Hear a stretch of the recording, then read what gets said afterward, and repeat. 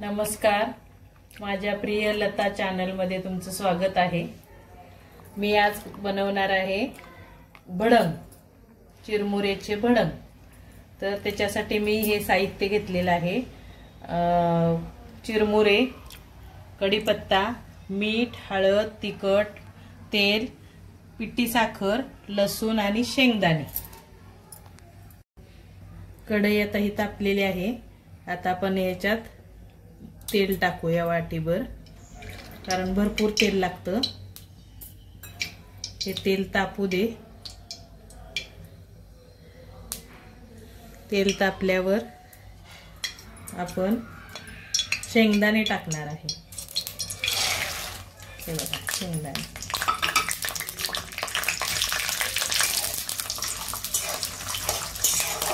शेंगदाणे चांगली भाजून घ्यायचे तेलामध्ये। खरपूस भाजून घ्यायचे। शेंगदाणे भाजले की मग त्याच्यामध्ये कढीपत्ता टाकायचा। शेंगदाण्याला चव येण्यासाठी थोडेसे मीठ टाकायचे तेलात। शेंगदाण्याला पण लागते मीठ। हे बघा, आता आपले शेंगदाणे भाजत आलेले आहेत।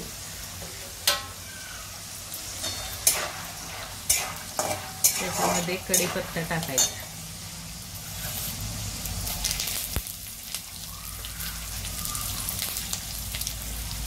कढीपत्ता चांगला खरपूस भाजायचा।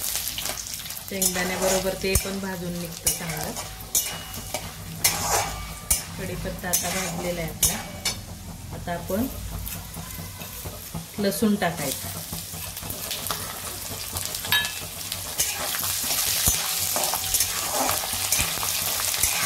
बारीक गॅस करायचा। बारीक गॅसवर लसूण पण चांगला भाजून घ्यायचा।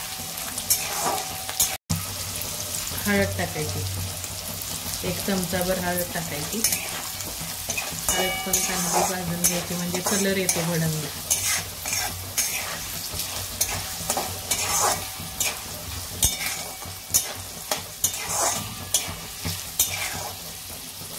लसूण, आता आपण कांदा लसूण मसाला टाकणार आहे।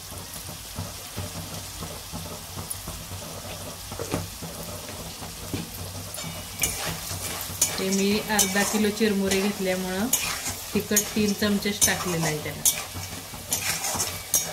ते पण चांगलं भाजून घ्यायचं तेलात। आता हे चिरमुरे टाकायचे याच्यात।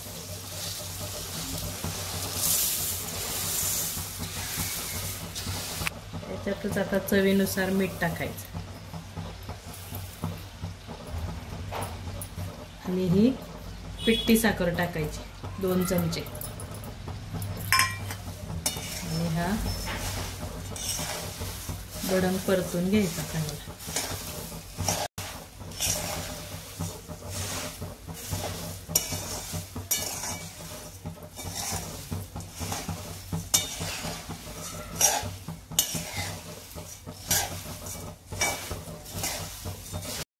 हे बघा, आपला आता हा भडंग तयार झालेला आहे।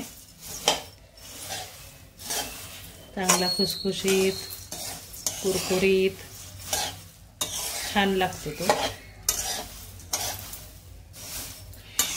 आता हा भडंग खाण्यासाठी तयार आहे। घरी एकदा तुम्ही करून बघा आणि माझ्या चॅनलला सबस्क्राईब करा, लाईक करा।